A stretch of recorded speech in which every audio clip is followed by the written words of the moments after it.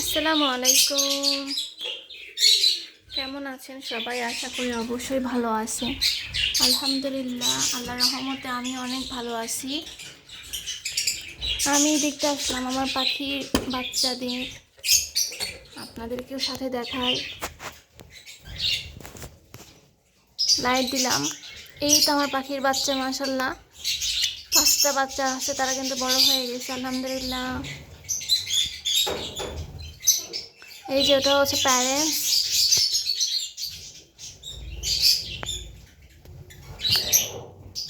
এখনো অনেকগুলো চোখ ফুটে নাই, যারা একটু বড় হয়েছে তাদের শুধু চোখ ফুটছে, একটু সময় লাগবে চোখ ফোটার জন্য।